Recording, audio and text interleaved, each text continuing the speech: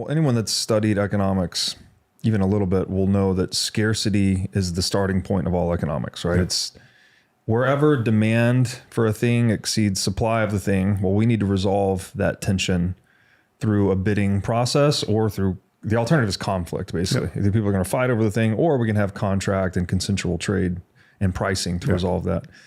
So scarcity is the starting point of economics, but Hoppe went on to say further that actually it's also the starting point of all morality.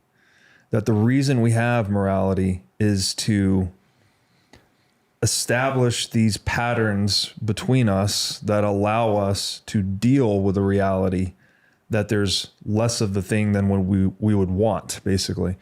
So so as scarcity goes up, scarcity becomes extreme, right? If we take the extreme example of like cavemen and women, right? We have no capital, we have no productivity, we have no machines.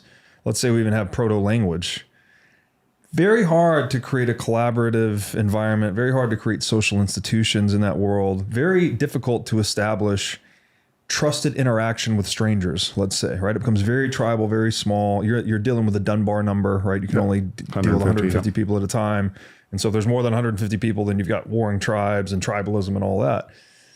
Would it stand to reason? I guess it's kind of a two-part question. One, how does Bitcoin help alleviate economic scarcity, which you've alluded to already? And then two, if it does alleviate economic scarcity, is that the pathway by which it can elevate human morality? I'm going to tackle this from a different spot, and I'm going to use something that I spoke about and I got emotional about in Madeira. Because once you see this in yourself and you see it in everything else, it absolutely tackles the same thing. But so the printing press, before the printing press, we were in these control systems, more in these control systems than we would be today. What did the printing press do?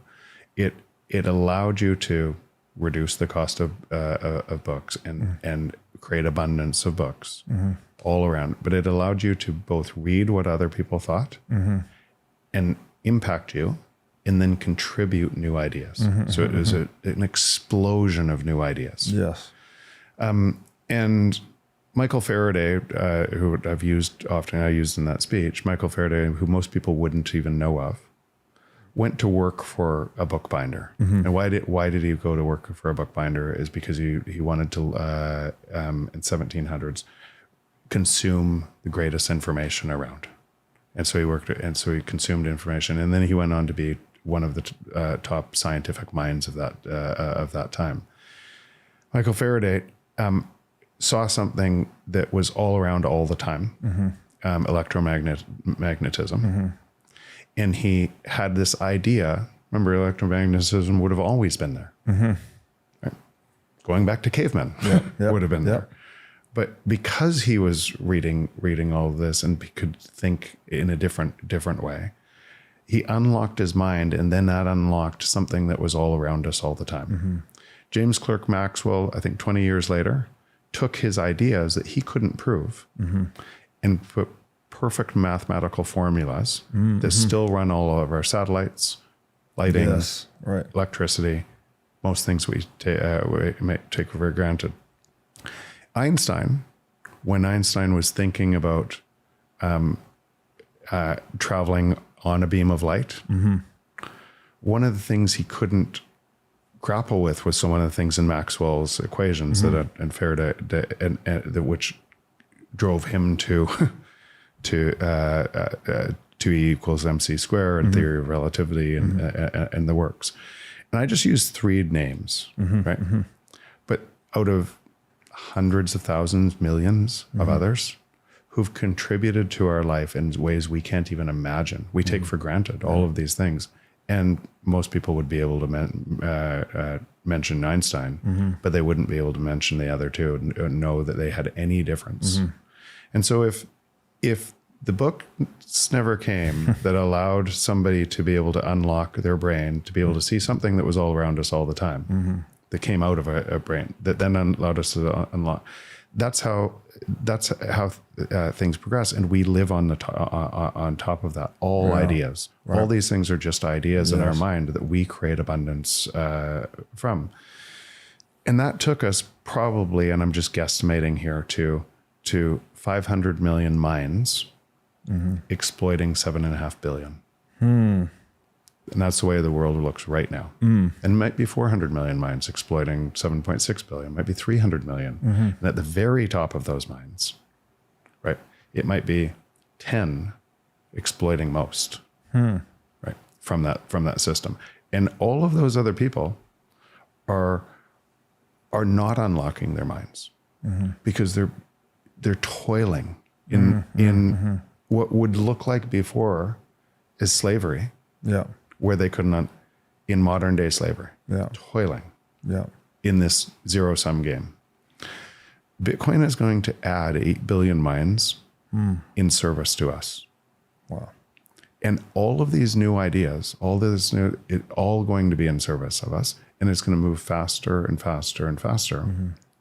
And that's why I say you can't even describe, because we don't have a framework. Right. I can feel it. Yeah.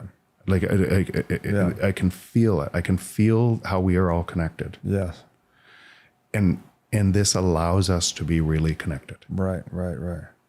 No, that's such a brilliant. So, I mean, if we just looked at it computationally, like I hear what you're saying, it is deeper than this. So I don't want to detract from that at all, but like to try and just make it a very dry computational argument. I forget the exact numbers, but every human's active consciousness has like check my numbers, 50 bits per second, some throughput, right? But if they're not if they're just busy toiling away at whatever the existing, task, technique, the toil that you described, right? They're just doing whatever they need to do to make ends meet. They don't have the leisure or the freedom to necessarily sit back and experiment with nature and discover new things. So they're not even really online in terms of being potential innovators for the rest of the human race. But you're saying that if we, through Bitcoin, that it reduces the ability for those at the top to economically exploit those at the bottom. So then those at the bottom gain more freedom and liberation to come online as innovators that will then contribute to the accelerated future progress of the human race. Is that Faraday was at the bottom? Okay. He wasn't at the top. That's the point. Yeah. When he could contribute, he rose to the top. Gotcha. And because the contributions were valuable, that is across the world. Now, when we think about it, naturally people listening to this podcast will look in their own backyard, right? They'll think about it. What does it look like in the US, which is a superpower that it has to exploit? But don't look at it in your backyard. Look at it in the Democratic Republic of Congo. Look at it where 70% of the resources for the cobalt we buy is coming from there. And they live in absolute squalor where they don't contribute this. They dig out with their hands out of these cobalt mines in punishing conditions and will do anything for any money. And the currency constantly erodes. I was just with Alvaro and Noemi from Demo Lab, and Alvaro runs the Reynolds Foundation right now. So he did a talk where I think it was only 10 years ago, 53% of the world lived in democratic or semi-democratic countries. Now I think it's under 20%. Of course it looks like that because the dictators go in and take control because people will vote for anybody to try to, and then they seize control and they make it worse. So all of these countries that are getting worse and worse and worse, and it feels like it's getting a scarier world. It looks like that because the money's so broken, and these people are forced into this zero sum game at the bottom, and they don't use their minds the same way that you might be able to. So okay, that's a great point. Then let's just grab that real world example you brought up with Congo and cobalt. Yeah. In a Bitcoinized world, how would you expect that to look different than what it looks like today? The wealth then would not be concentrating at the top so much; it would be more evenly distributed amongst the workers that were doing the work? If we wanted more electric cars and we needed more cobalt, then Democratic Republic of Congo, their dollar would get stronger. Their wealth would get, or their Bitcoin. Yeah. We would be sending them Bitcoin. Right.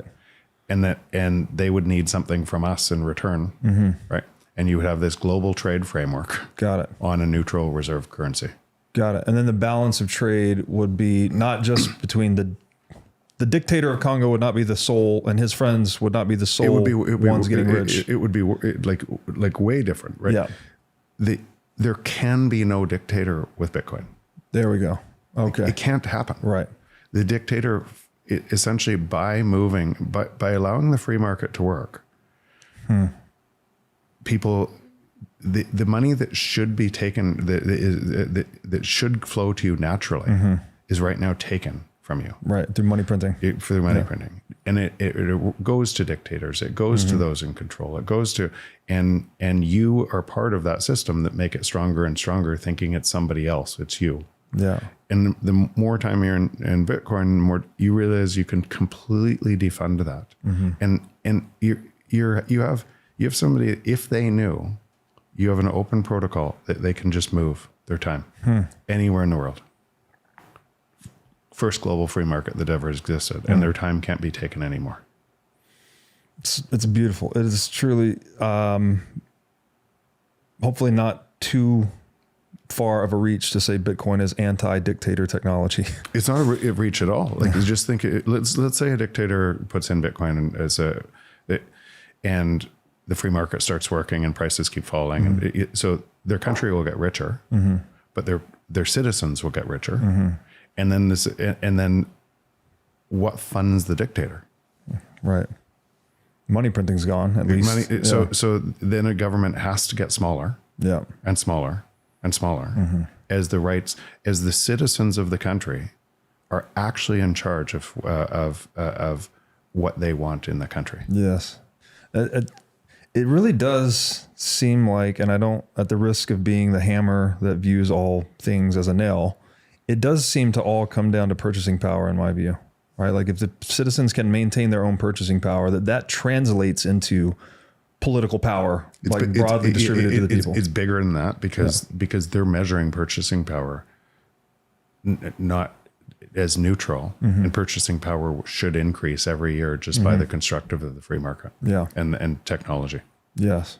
Right. So it is purchasing power. It is, I get richer and richer and richer. And the free market have more ideas on that. Yes. More wealth. Thanks for watching. If you enjoyed this episode, click here to find more just like it, and here to find our most recent episode.